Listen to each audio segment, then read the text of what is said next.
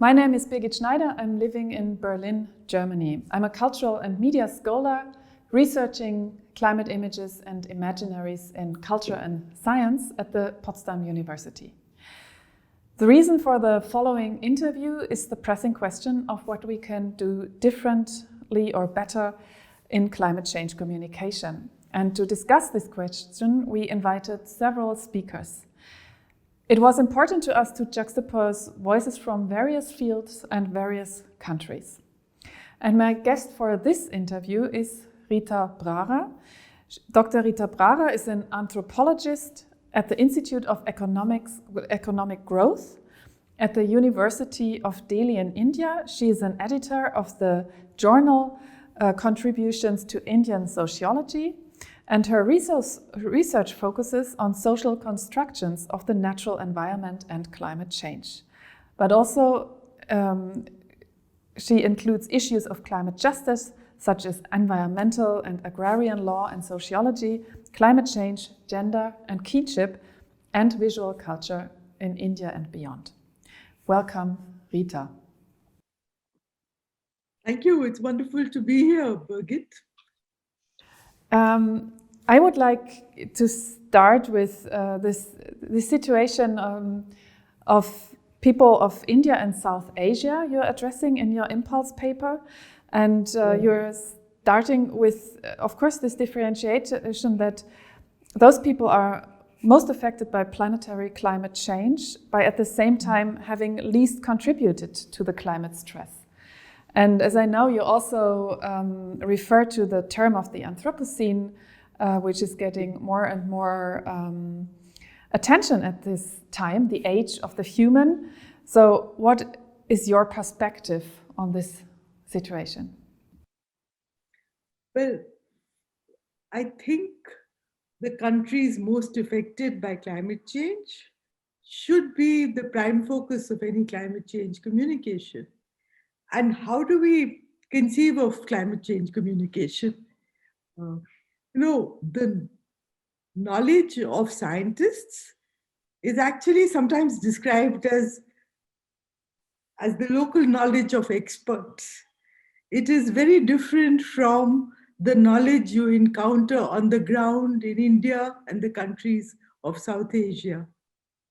And the reasons for the distinction are several. When you look at the Asian context, people are actually experiencing climate change in very embodied ways and in very local ways. So when I talk of very embodied ways, it's things like, hey, my skin is burning, or my eyes are red, or in relation to livelihoods, they'll say things like, the grain size has reduced, if you're talking to farmers, or something like, hey, there are new fauna and flora species here. We didn't have these before. There are new pests. We didn't have these before. So the relationship to climate change is very grounded and very diverse because, if I were to just take the example of India, we have glacial melt in the north, in the Himalayas. We have a long coastal, extent. It's a subcontinent. And so there are very real fears of sea level rise and submergence of cities. And we also have arid and semi-arid regions. So droughts are a persistent phenomenon. So in some ways, these geophysical indicators are experienced very differently in different local contexts. That's one part. Now coming to the Anthropocene, it's very interesting that the Anthropocene, of course, is a very contested category now. And we've had anthropologists reframing it. It's sometimes called, now it's become a cottage industry. So what is it? Is it the Capitolocene, as Anna Singh describes it? Is it the Chulucene, as Donna Haraway describes it? Is it the Manocene? It's a mainstream view. So there's so many different ways of describing the Anthropocene, and each, in a sense, points to a particular location within the climate change discourse. And in a sense, I think it illuminates that discourse.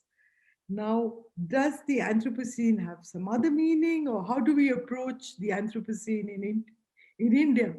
There are also people who've suggested, we have a Hindu deity called Shiva, who's looked on as destroyer and at the same time as creator and destroyer. So it said that the Anthropocene should perhaps be called the Shiva scene, because here you have a destroyer, but after every destruction, what you have is a reconstruction. And then, if you were to think of the Anthropocene, it's also thought of in very cultural periodizations, which is to say that there's a conception of epochs. And the present epoch is supposed to be the Kali Yuga. And this is the time when everything rotten happens. So it's not surprising, in a sense, the way it's received locally is that climate change is happening, but it's also believed that this is not linear, unlike the Anthropocene, where the idea is okay, we are going down a cliff and that's it. Here, after every destruction, there's a renewal and the cycle begins again with a new set of epochs. So the way climate change is received is, in a sense, often through this cultural frame. And also, it said, for instance, that of course mosquitoes will abound and dengue will happen if this is the epoch of the Kali Yuga, because what else would you expect? So there is a certain cultural rationalization of it. Now, do you want me to talk about justice in this particular frame, or is that a subsequent question? Of course, we have to talk about the just climate justice here, because you're also highlighting terms like vulnerability and resilience in this regard. And why is it so important to know and reflect about the cultural specific hierarchies in this regard? Yeah. So, when you think of climate justice, of course, we're all familiar with the fact that, yes, there is a view that the rich in developed nations were responsible for the historical emissions and the reduction in carbon space. But there is an increasing recognition that the rich everywhere are responsible. So on the one hand, it's argued by, say, somebody like Dipesh Chakravarti, that the Anthropocene invites you to think of the human species as one, as singular, and it is justice blind. He has an interesting argument because he says that because the human species cannot at this juncture think of how to apportion blame, that time is over. Now we are in this together. That's his considered and stated view on the subject. But that view is not always accepted. It's questioned. It's questioned, among others, by another famous, well, I don't know if I can call him Indian, but certainly somebody of Indian origin, Amitabh Ghosh, and who's written a book titled The Great Derangement. And along with many others, he argues that this humanity is actually differentiated. And what we are suffering from when we talk about climate change is actually deranged forms of socio-political and economic organization. And he traces its roots back to imperialism and capitalism. And then the argument becomes something like, I'm sure you're familiar with it, but I'll just retrace the steps. It's like it's capitalism that really creates unending set of needs, and it substitutes exchange value for use value, and it differentiates humanity. And you cannot say that humanity is therefore one. It is differentiated in ways that allow the rich to create lifeboats. So you can have climate-proof islands, strategies, whatever you do, climate-proof vessels. And the situation is certainly unequal. And from that starting point, I suppose somebody like Dipesh Chakravarti, in a recent conversation, he was arguing that with Amitabh Ghosh, that the rich cannot run away from climate change forever. But on the other side, it's argued that you can't say the human species are one and abstract all difference. So if difference is not abstracted, how do things play out? And here again, what is argued is recognizing human differences can be a good thing. One, because it will enable, well, different sets of people in different countries to appreciate why the vulnerable are actually acting in their immediate interest, but against their long-term interests. The starting points, therefore, are yes, if they're differentiated in this way, and if they do not have alternative livelihoods, for instance, they don't have all options. That's one view. The other view is if you recognize that humanity as a species is differentiated, then the argument becomes something like, okay, then we can think of the North and the South actually working towards solidarity. We are differentiated, but we are together with this problem. We are together in this problem, and therefore we have to arrive at a common solution. The current forms of organization are all wrong, but we can't kind of suddenly say, okay, let's amend national sovereignty. At the same time, we must see what is not decolonizing and what is recolonizing about current climate change scenarios. I mean, it's thought of as very Eurocentric in some ways, it's thought of as very science centric, very knowledge centric, and not taking into account local conditions, local experiences, local encapsulations of what it is like to be in the midst of climate change rather than treat it as a theoretical construct some elsewhere. Mm-hmm. And of course, the creators of the scenarios would say this idea of the scenarios are global in the first place, and how do you get to the local grounds now? And you studied some examples. For example, I remember that you did also study about water supply. So what did you learn from it about the cultural, also gender-specific hierarchies? When you look at water, it is very gendered because by and large, it's women who are responsible not just for water collection, but also for household provisioning at large. So it's particularly accentuated with water because there are problems right across the board. For instance, fisher women will tell you that because of the sea ingress, we have to go further to find fresh water. And in towns, again, the municipal water supply is very uncertain, and there are long queues for just collecting water in buckets. So a good part of a woman's time budget is invested in just collecting water for the household. And here again, there are differences between the rich and the poor in India, but maybe it should suffice to say that about 30% of the population in our towns and cities would actually be queuing up for water. And it would be the women who are doing that, or the younger girls. So water is a particular resource that is stratified in a way that I think as social scientists, we need to attend to that need. Can you explain the concept of the yardstick? Yeah. So, for instance, to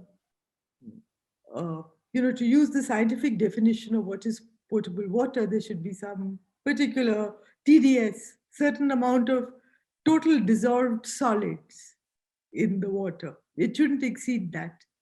And it shouldn't have certain trace elements. Now, sometimes in India, you have arsenic, or in, like I said, in these arid regions, the concentration of total dissolved solids is very high, and it leads to diseases like fluorosis.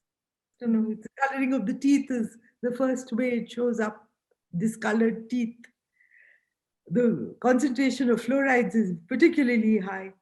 Now, the local yardstick cannot be the WHO standard. It's unheard of. These are wells, and they're using these wells to draw their water. Now, the national limit has been revised, especially in the desert and semi desert regions where I did my fieldwork. But the problem was that even with the revised limit, there were certain villages which were still drinking the water because nothing else was available.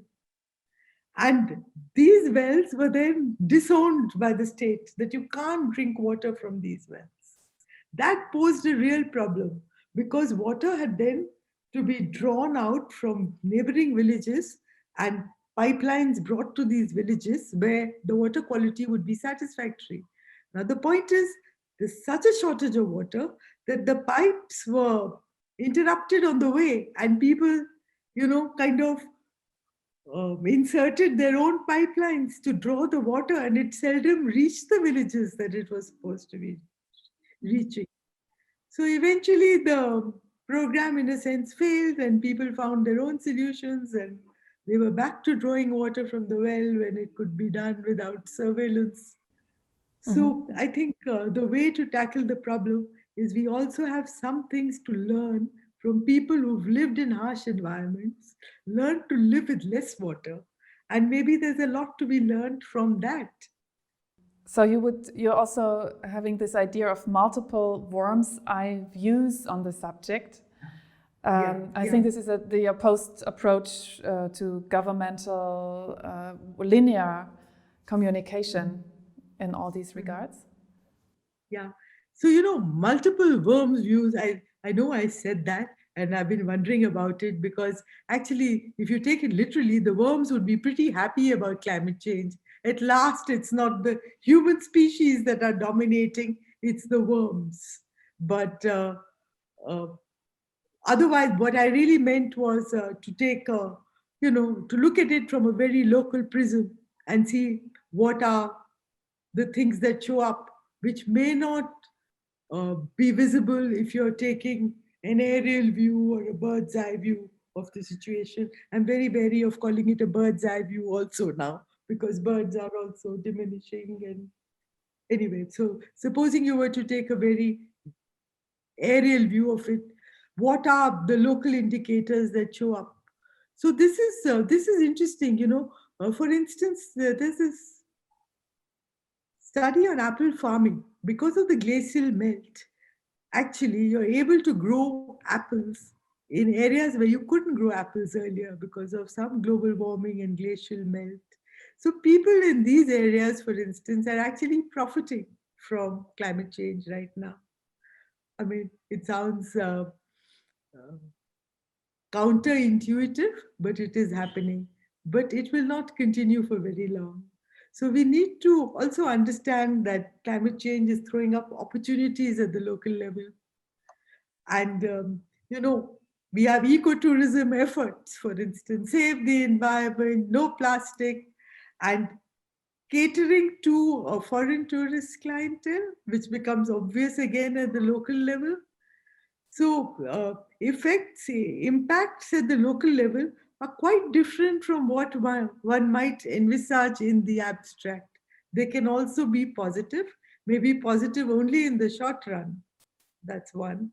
The second thing is, when you talk to people about climate change at the local level, it's a term that they don't always appreciate because in the Indian context, very often it translates as global warming, and with good reasons because they're experiencing the impact of global warming.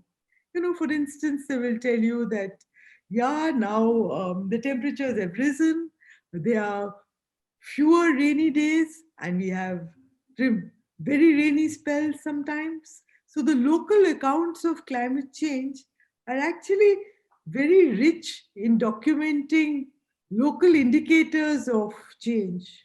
And when you say yardsticks, well, we have to take those local indicators very seriously and have scientists look at those local indicators. And some of the local indicators, now others have established that, all farmers know, for instance, that deforestation leads to lower rainfall.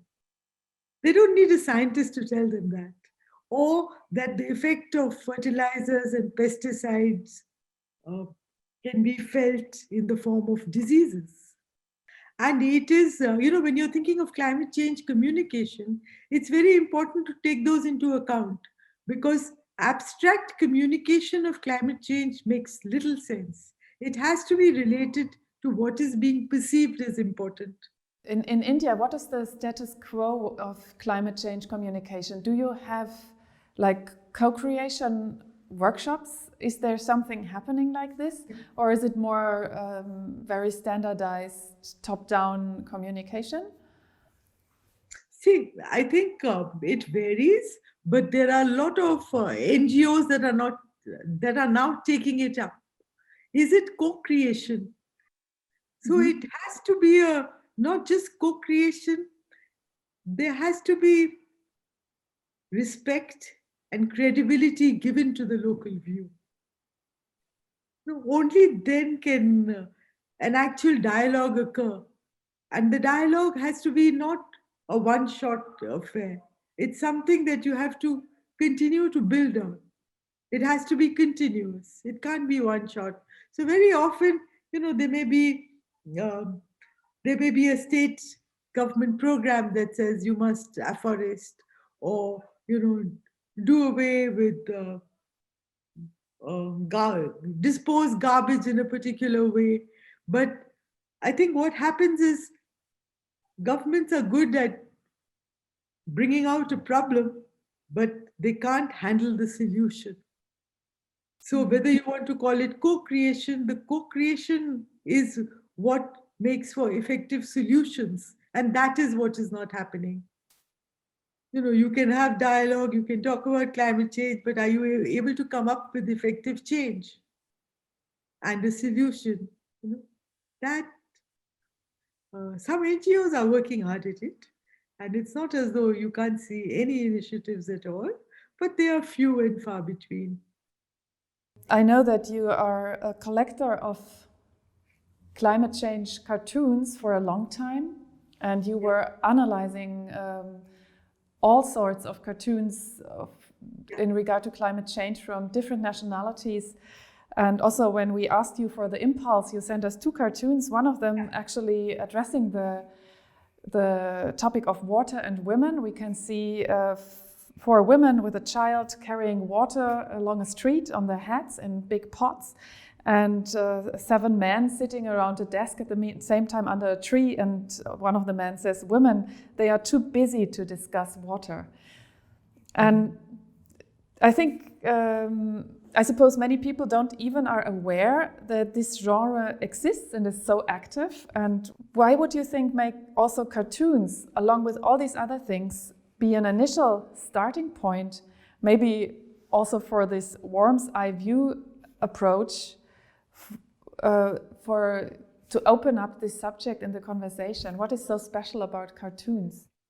Well, when I retrospect, I think I chose cartoons because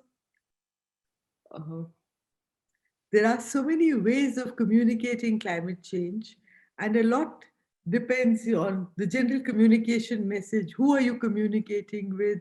Why are you communicating? What are you communicating? Where are you communicating? When are you communicating? So this was actually a fairly tongue-in-cheek way of saying cartoons. It's not as though I think cartoons are not important or comics, but there are 2 reasons why in my own work, not in these 2 cartoons particularly, I found the study of cartoons told me a lot about climate change. And therefore, I thought it's a good tool.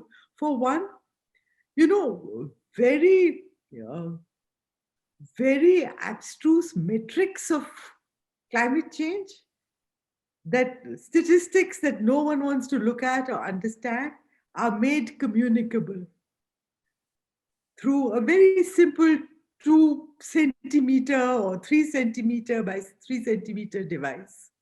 And how do they do it? It's like you want to show that a place where you normally had freezing temperatures is now different. So you just take reindeer and you show them little sunbathing.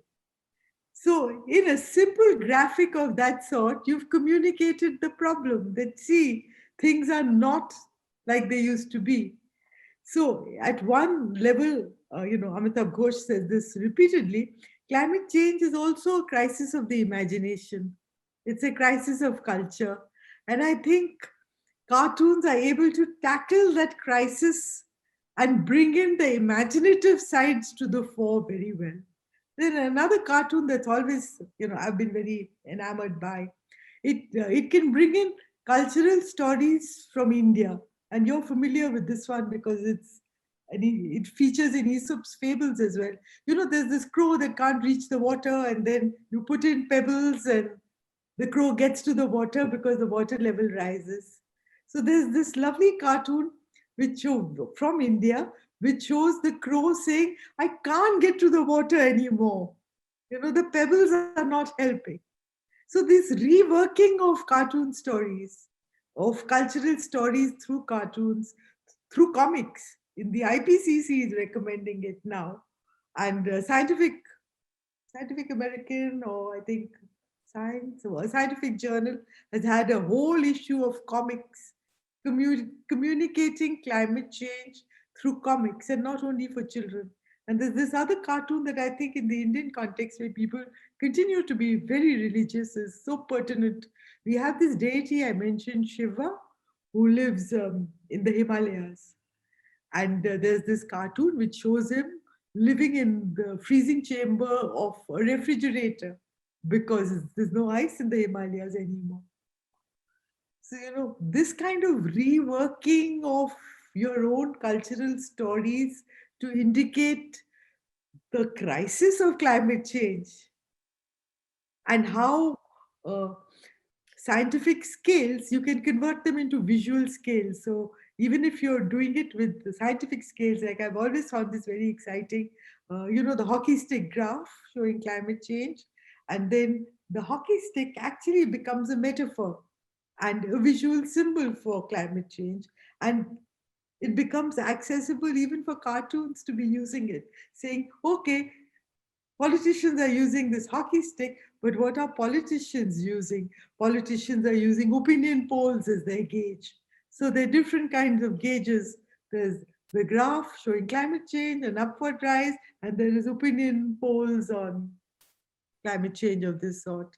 And of course, this humor is also very important. Like recently, I heard about it's not just the greenhouse effect, it is also the White House effect. So I think depending on the audience you're talking to, you can communicate a lot through irony, humor, images, cartoons, but it has to be that sort of audience. And yeah, I would repeat that with communication, there are the general things we know about all communication. It has to be local, it has to be credible, it has to be in the language that people are familiar with, using their images, their stories, to build a narrative. But I still find cartoons a very, how would you put it, a very imaginative way of dealing with the subject. As a concluding thought, I think that science is precious. It's not as though one wants to undermine scientific knowledge in any manner. But I think what we need more of is scientists going down to villages, because scientific horizons and the horizons of ordinary farmers don't always coincide. And we need to make that building ground. We need to traverse the terrain between the local and the global. We need scientists to do it too. And I think my last thought is I've harped so much on the local, but we can't leave the global to policymakers and politicians alone. We need to think of ways of making our local global, you know. Thank you so much, Rita, for sharing your ideas and your thoughts with us. Thank you so much. Village, thank you for having me and for steering the conversation in Birgit's inimitable, gentle ways, always. Thank you.